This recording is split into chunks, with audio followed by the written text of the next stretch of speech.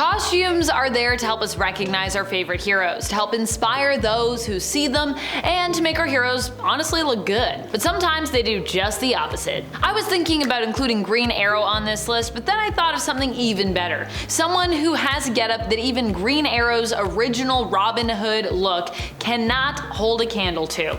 Get ready for Hawkeye in his purple pantless number, now complete with his fancy headband. Admittedly, this was a costume that Hawkeye donned upon his return to the circus, or at least a return to the circus, but still, my goodness, what a look. It feels like a bit of a play on Robin Hood, but of course in Hawkeye's classic purple and without any pants or tights for that matter. Just him in a very deep V-neck tunic here. Oh, and with purple riveted metal looking bracelets. It's honestly quite the look. Needless to say, it didn't last too long. Oh boy, this one isn't just wild because of the look of the outfit, it's wild because of the retcon that came along with it. How do I explain? Well, during New 52, Starfire basically lost her memories and ended up finding, kissing, and teaming up with Jason Todd's Red Hood and his team of outlaws. Although she and Jason were thankfully not made an item, she and Arsenal kind of were. How do you feel about Arsenal and Starfire together? Who do you ship Starfire with anyways? Or who do you ship Arsenal with? What is your favorite comic book ship in general? Let me know in the comments. Anyways, to go along with her very free love attitude here, Starfire sported a very tiny costume. Now granted, Starfire has been implied to be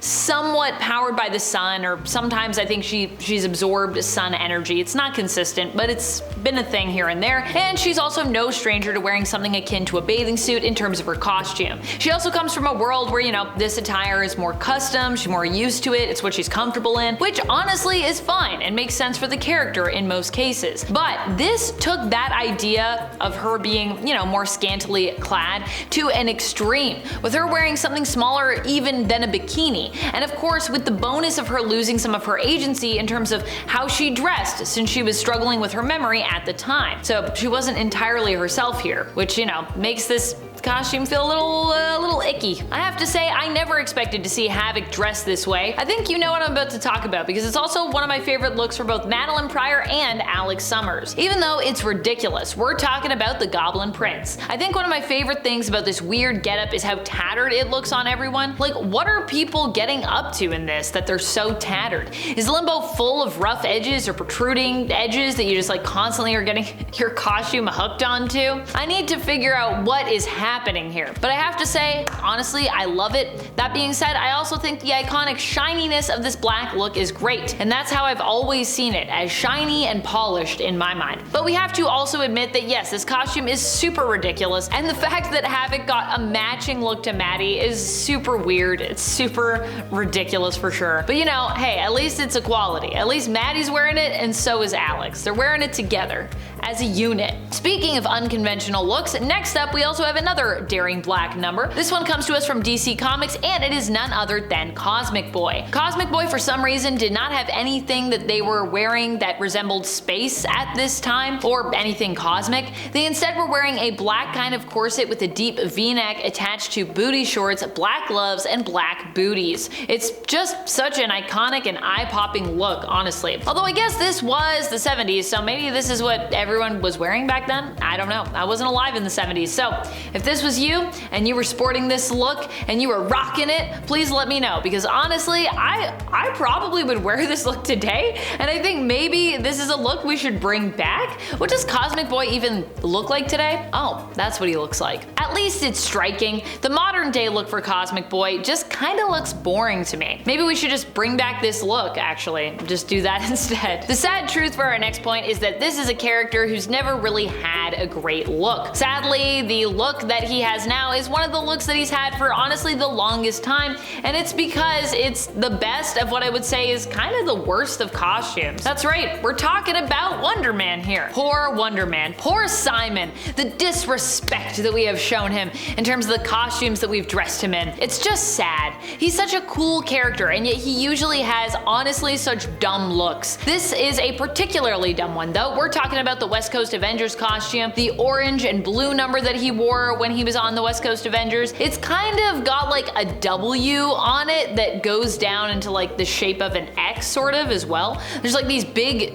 yellow pieces on the back. I don't know what's happening with this look, but I'll tell you what it is. It's not a good look. And needless to say, it was very short-lived, which is saying something about someone like Simon, who, like I said, is used to wearing some pretty bad costumes, honestly. Oh boy, this next look is very iconic because it's very different from anything that we would see this character wear. We're talking about Batman here, and I think if you know Batman's costume history, you maybe know what I'm about to say next. We're talking about the rainbow suits. Honestly, I love how colorful these are, but that's what makes them so weird and unique, is the fact that Batman is usually known for dressing in pretty dark colors, usually black, sometimes blue, sometimes a bit of bright yellow peppered in here or there, but not usually rainbow. We don't get a whole range of colors with Batman normally. That being said, this time we did, and even better, this wasn't just a change because Batman wanted to like try something new, or he thought, hey, this is super fashionable.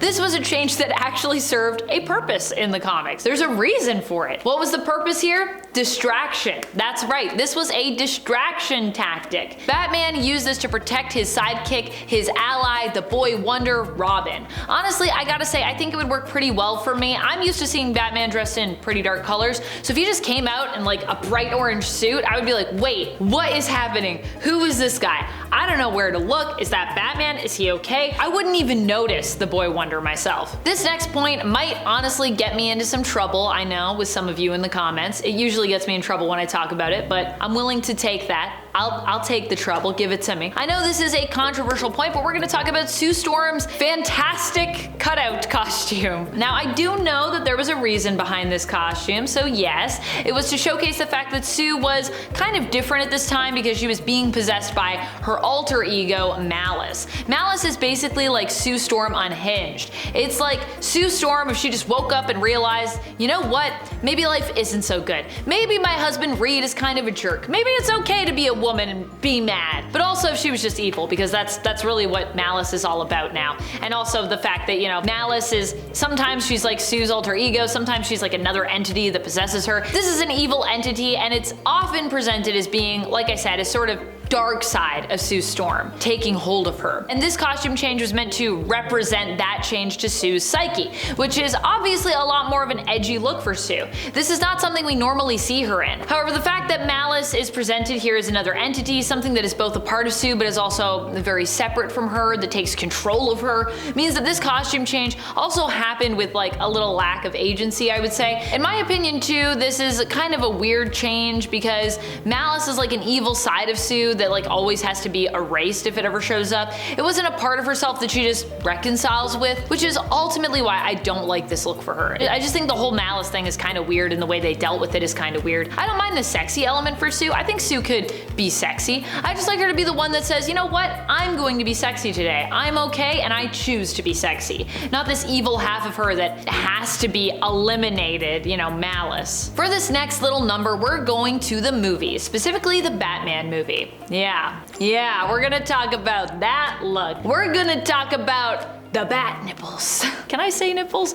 I think I can say nipples, so I'm gonna say it. I'm gonna say nipples. This costume is just a lot, which is why it makes the cut. I don't think I need to say too much about it, so I'm just gonna leave it at that. Nipples. Moving back over to Marvel, every time I revisit this look for Professor X, it gets more ridiculous for me. Every time I learn more about it, I think, why does this exist? Who is this for? Is it really for Charles? Is it really for Lilandra? We're talking about the Shi'ar Exo-Skeleton, or as I like to call it, the Shi'ar Exo-Suit, but that's not an official term. I don't know if anyone else uses that term, just FYI, but that's what I like to say. The Shi'ar Exo-Suit is one that was gifted to Charles by Lilandra Naramani, his love. It is made by the Shi'ar and allows those who are unable to walk the ability to walk using telepathic energy. There is a downside though. The telepathic energy that is required to basically pilot this suit makes you exhausted, to the point that when Professor X joins his own X-Men in a fight against Magneto in Fatal Attractions, he literally needs Jean Grey